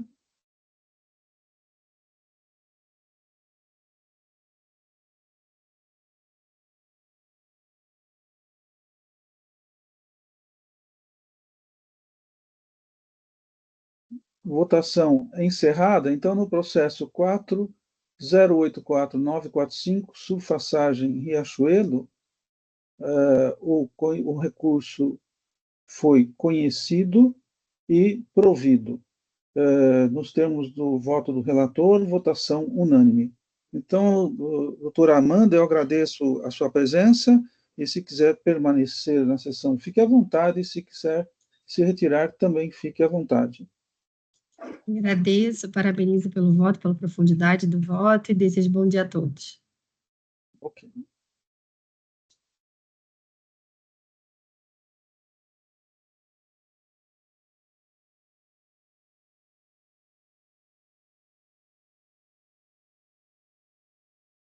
Os próximos dois votos tratam do tema ITCMD. Eu vou começar pelo 5036-403, Fernando Graça, Scriplift, é de minha relatoria. Aqui, a pedido de sustentação oral, a doutora Carolina, que vai fazer a sustentação. Boa tarde, doutor Mauro. Nesse caso, na verdade, nem precisa de sustentação oral, só estou acompanhando mesmo o julgamento. Ok, então eu vou aqui, o voto já está registrado, tá? Eu vou proferir o voto, começando aqui, e ele já estava disponível, né? Então, vou começar pelo item 8. O AIN trata de deixar de recolher o imposto devido por diferença no valor patrimonial atribuído a ações recebidas em doação. O contribuinte interpôs ação judicial questionando a exigência do imposto. O AIN foi lavrado com a finalidade de prevenir os efeitos da decadência e sem a incidência de penalidades, em face do depósito do montante integral do crédito tributário, nos termos do artigo 30, parágrafo 3º da Lei 13.457 de 2009. Sobre a concomitância, a partir da auditoria da declaração de TCMD de doação extrajudicial número tal, as folhas tais, em conjunto com documentos arquivados na JUSESP e análise das ECDs da empresa MRC Participações S.A., obtidas junto ao SPED, constatou-se que a base de cálculo utilizada para a apuração do ITCMD estava subavaliada. O contribuinte, apesar de retificar, conforme folhas tais, optou por não recolher o imposto por ela gerado, impetrando o mandato de segurança número tal, no qual efetuou o depósito do montante integral do crédito tributário. O presente AIN foi lavrado conforme relata as folhas tais, para prevenir os efeitos da decadência nos termos do artigo 30, parágrafo 3º da Lei 13.457 de 2009. É incontroverso nos autos o fato de que, em relação ao mérito, o objeto do mandato de segurança e o objeto do presente AIN tratam da mesma matéria. Tanto é assim que a impugnação do autuado e do responsável solidário não se insurgiram contra o mérito.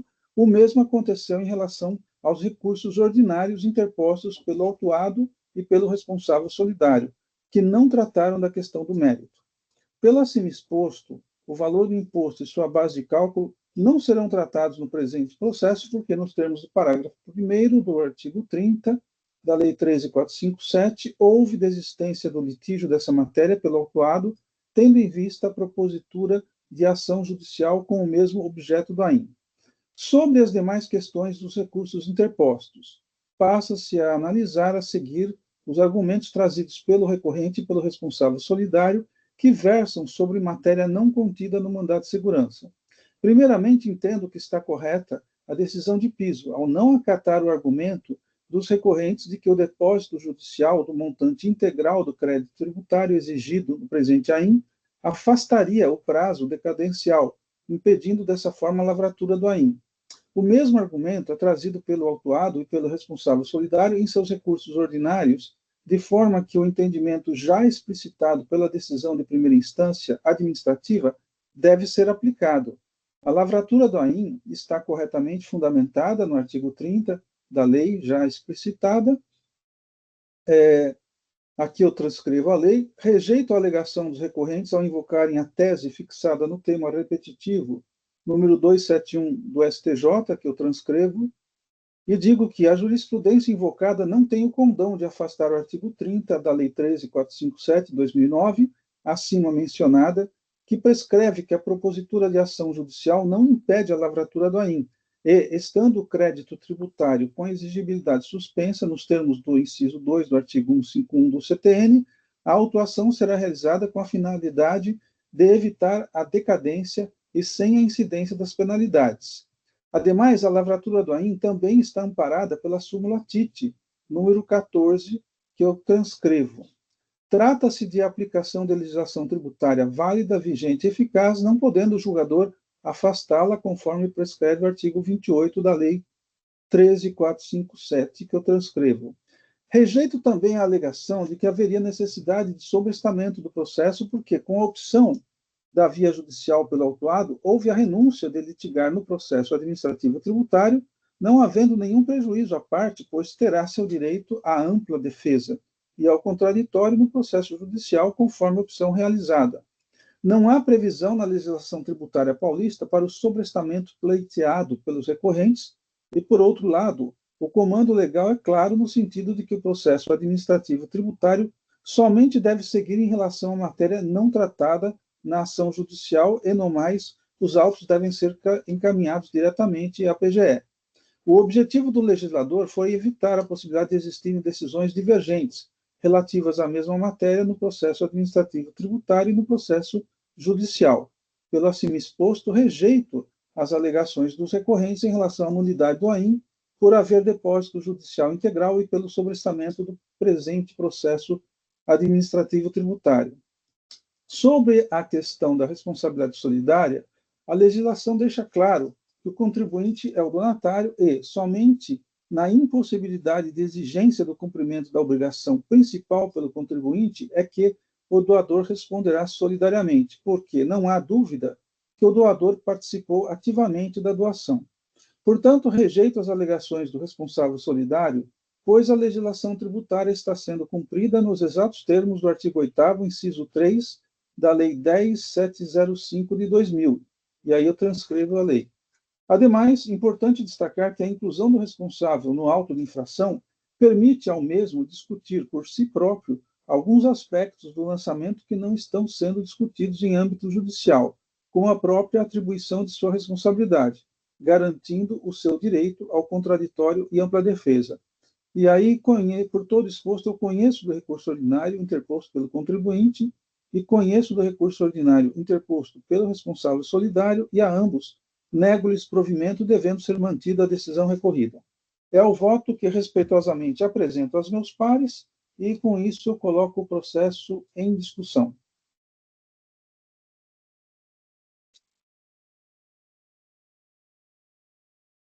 Presidente, quero parabenizá-la pelo voto. De fato, nossa legislação ela parte da premissa de que mesmo os objetos elas não permitem análise administrativa. Minha concepção é de que deveríamos fazer essa comparação em relação às causas de pedir, mas a legislação é clara, então vou acompanhá-lo perfeitamente. Uhum. Presidente, só vou pedir um minutinho só que eu estou dando uma olhadinha aqui nos Pois autos, não. só para ver essa questão da concomitância. Um segundinho. Ok.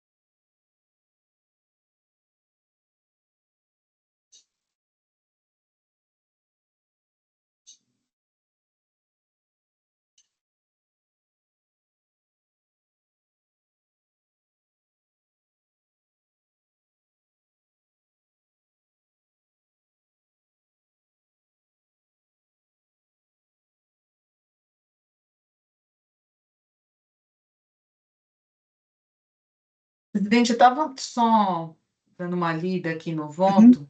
A questão da responsabilidade solidária está sendo mantida porque, como está prevista na lei, mas não uma questão de solidariedade subsidiária, né? Sim.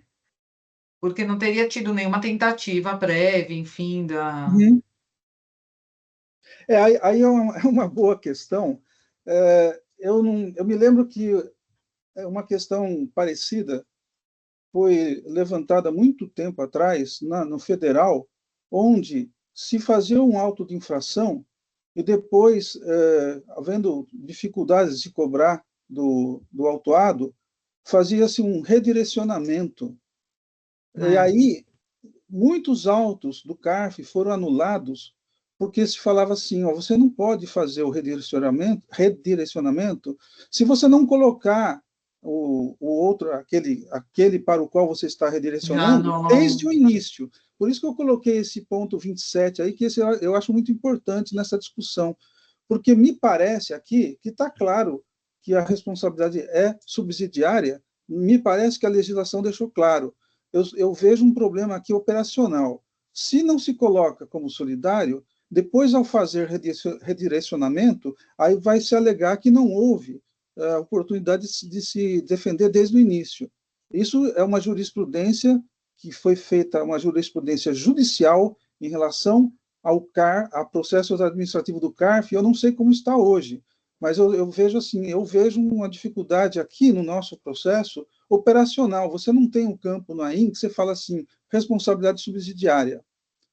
E aqui me parece claro que a responsabilidade é subsidiária, porque a lei fala que somente será redirecionado nos casos da inadimplência do principal. Mas é assim como eu entendo, e por isso que eu coloquei o item 27. Tá, concordo, estou de acordo.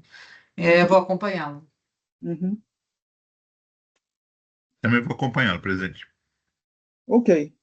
Então, sendo assim... Os autos que começavam pelo número 4 tinha escrito responsável solidário. Os que começam por 5, agora tem escrito responsáveis, e aí não fala qual é o tipo de responsabilidade. Legal. A gente pediu essa alteração para evitar justamente esse tipo de problema. Então, todos que começarem por 5 já não vão ter mais, vai estar sempre escrito responsáveis. Bacana saber disso. Eu sou da geração do 4. Muito bom. É bom saber do 3, né? A gente é da geração do 3 ainda. Não precisa exagerar, doutora Aline, por favor. Não estenda. Essa matéria não está em discussão. Por favor. Encerrando os debates.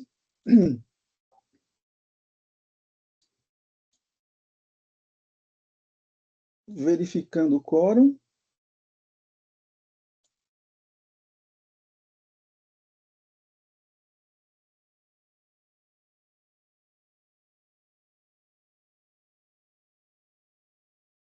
Votação iniciada.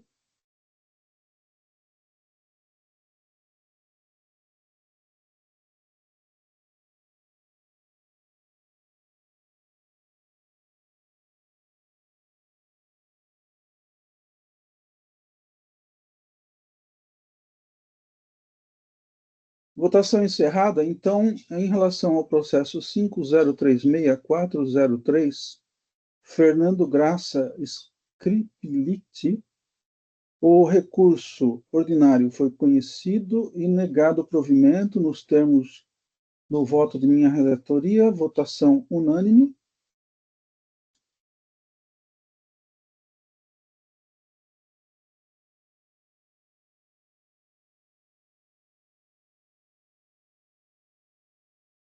Passo ao próximo processo, 5036.406, Marina Graça Scriplit. Então, a doutora...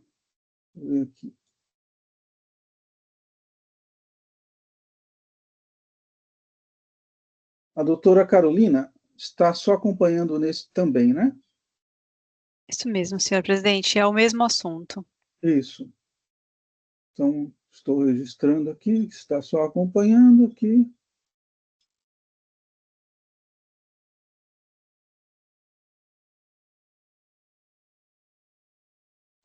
Aqui, então, o voto está disponível, né? E ele trata do mesmo assunto, das mesmas questões, afinal de contas, a doação foi feita, né, por pessoas diferentes, mas toda a argumentação é igual. Eu só vou ler a acusação, né? No item 8, o AIN trata de deixar de recolher o imposto devido por diferença no valor patrimonial atribuído a ações recebidas em doação. O contribuinte interpôs ação judicial questionando a exigência do imposto. O AIN foi lavrado com a finalidade de prevenir os efeitos da decadência e sem a incidência de penalidades em face do depósito do montante integral do crédito tributário, nos termos do artigo 30, parágrafo 3º da Lei 13.457, 2009. Então, sobre a concomitância, né, o mandato de segurança, ele foi feito, é um único mandato de segurança que engloba estes 2 AINs e mais outros 4 AINs. Então, ao todo, foram, salvo engano, foram 6 AINs, né, e todos com a mesma argumentação. E aí o voto é idêntico ao que eu pronunciei, né, com exceção do autuado e do solidário, e fico à disposição se houver alguma dúvida, eu posso lê-lo. Caso contrário, podemos prosseguir.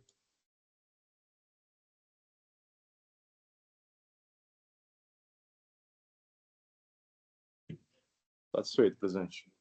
Ok. Podemos seguir, presidente. Ok. Igualmente. Só reforçando agora com o meu novo conhecimento, que aqui também trata-se... Ah, não, aqui tem o número 5. Espera aí. Mas o número 5... Então, ele não tem essa questão de solidário? Como é que você falou que agora nos novos modelos não tem nada?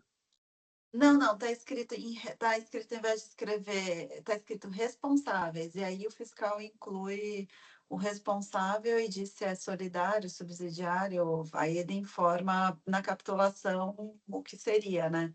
É que nesse caso, daí ele colocou a capitulação, respondem, caso não possa cumprir não possa ser exigido do contribuinte, o responsável pode ser exigido solidariamente junto com o contribuinte, né, o responsável. Não, tá claro.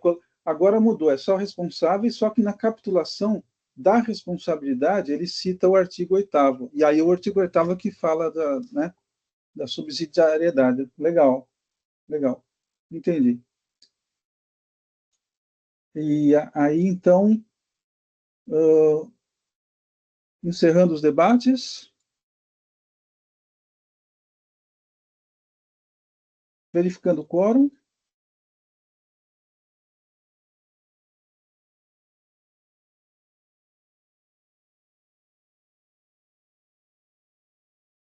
Votação iniciada.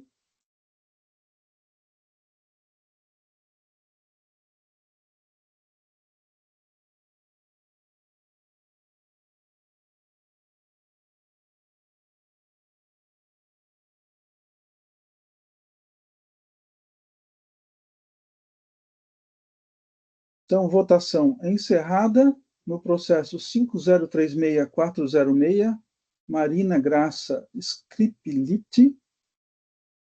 O recurso ordinário foi conhecido, negado provimento, tanto do recurso ordinário do autuado como do responsável solidário, e nos termos do voto de minha relatoria, votação unânime. Então, agradeço a presença da doutora Carolina Espósito. Fique à vontade para permanecer na sessão, fique à vontade para se retirar. Obrigada, doutor. Vamos ver aqui. Como está a sessão?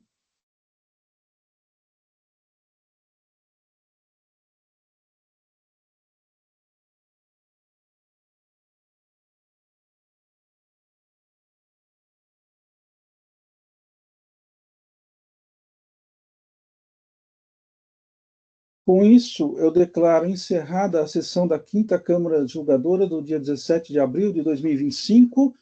Oswaldo, pode, por favor, encerrar a gravação?